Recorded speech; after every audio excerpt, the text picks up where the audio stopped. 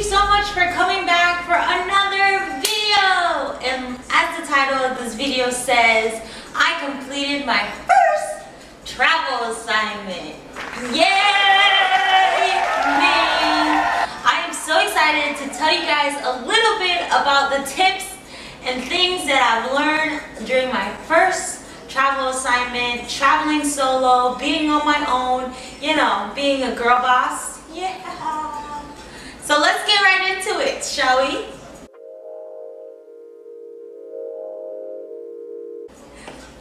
Number one tip that I can tell you guys that I have learned. I'm going to give you guys 10 tips to take away from this video, and let me not make it so boring. Number one tip that I'm going to tell you guys I took away from my travel assignment is that not everybody is going to like you. Yes, I know. You might think that you're coming in as a traveler, you're a new person there, and you're gonna be all nice and you're all happy, like, yay, I'm here, I'm in California, yay! And everybody's supposed to be like you? No. That's not the case. And there's nothing wrong with that. Everybody isn't going to like you. There's nothing wrong with that. You're here to do a job and you're here to do it with a smile. So just smile. If people ask you, hey, how you liking it so far here? You just say, yeah, it's great. Thank you for asking. And keep it moving. Just breathe. Number two, guys. Number two thing that I can tell you that I took away from this is learn your facility's protocols. So here in Florida, because I am back home now, here in Florida, we're allowed to take physician orders. So we take telephone orders and we write them down, which is very unsafe. And going to California and working, I've learned that it's pretty unsafe, and you should be able to tell the doctors you need to put it in. So learn the facility protocols on taking physician orders. That's the biggest tip that I can probably tell you right now. It's going to help save your license, it's going to help save your ass in the long run, okay? And no, don't be intimidated or afraid to speak up for yourselves and say, hey, you know what? I'm a traveler here. I've been told that we can't take physician orders. Can you put it in? And if they say no or give you a hard time, just say, okay, that's not a problem. I'll let the charge nurse know. And they'll handle it from there. Yeah?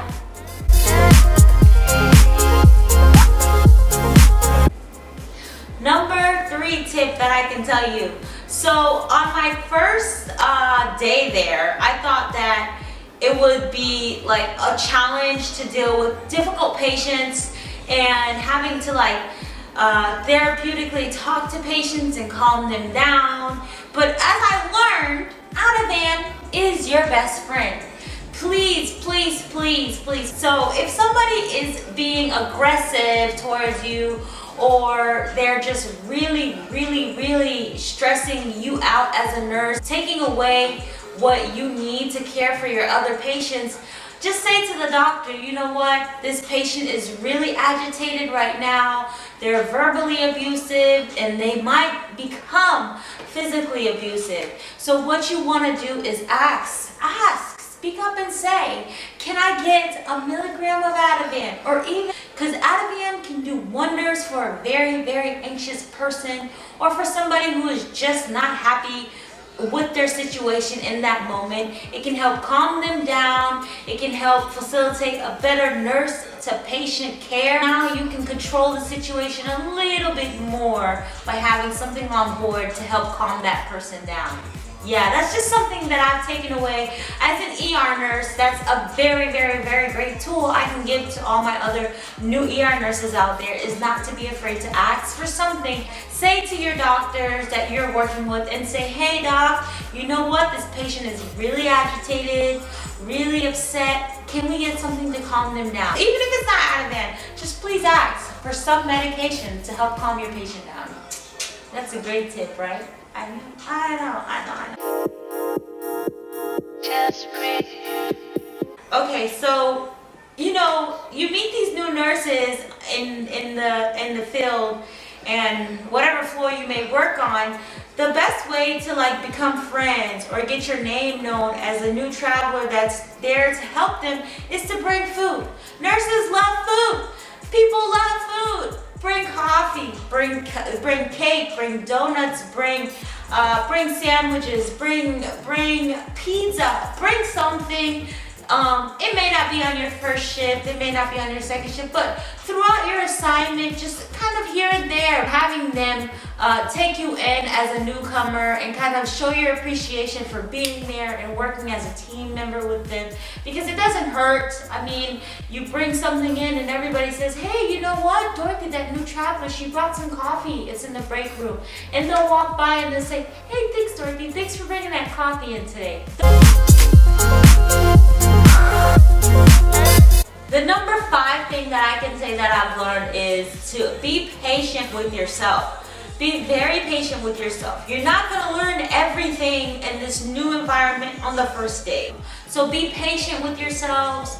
Write things down to remember them. Write down the codes to the doors that are very important.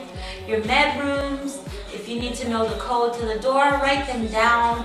Your supply rooms, if you need to know the codes to those doors, write those things down. So that way, later on, you're not constantly asking people, hey, what's the code? Hey, what's the code? You're more of an independent person. So please be patient with yourselves. Write down all codes that you need to remember.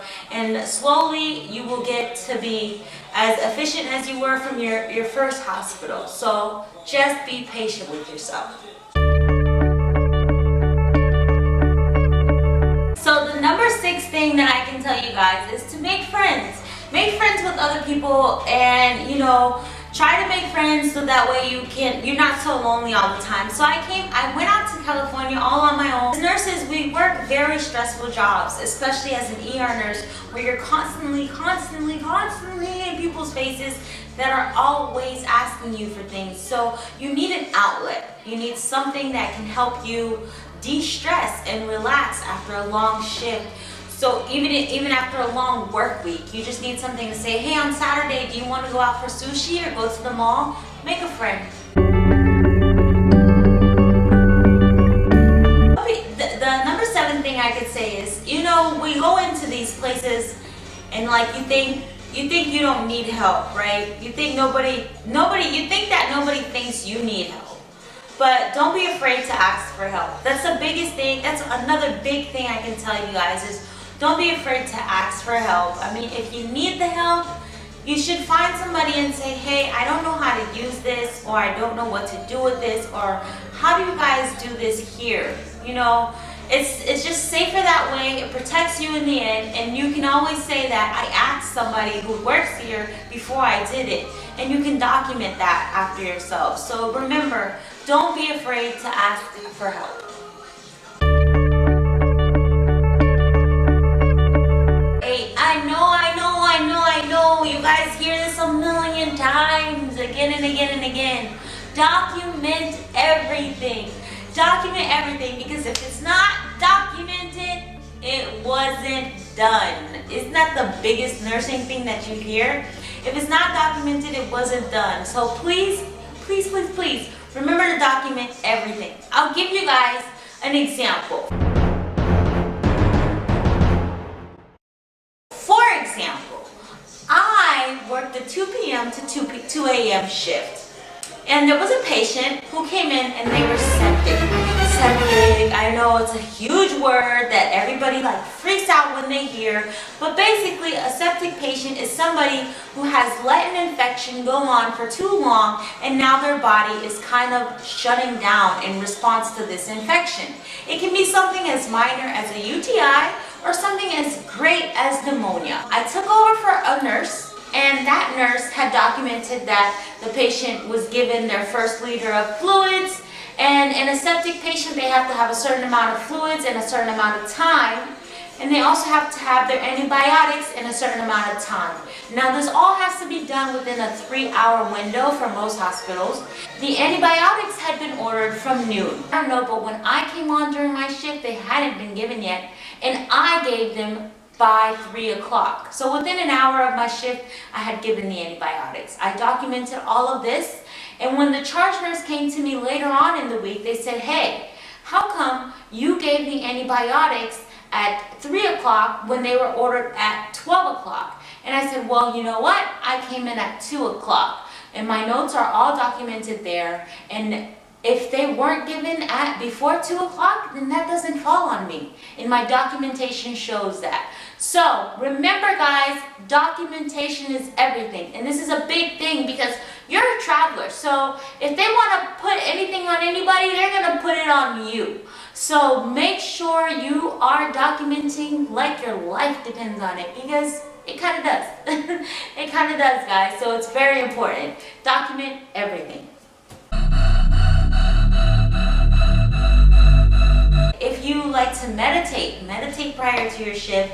If it's music like me, listen to your top 3 favorite hits on repeat in the car before you walk in that door. Just do whatever you need to do to mentally prepare yourself for this shift, this long 12-hour shift that you're going to be helping others in, and just free your mind. Just mentally prepare yourself.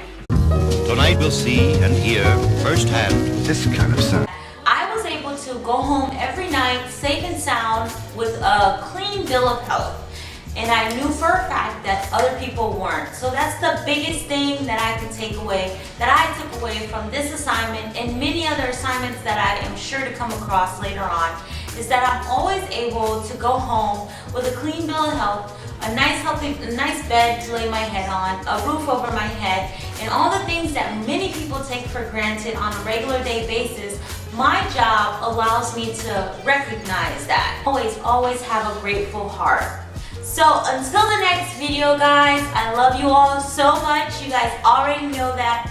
And my next assignment is gonna start March 28th.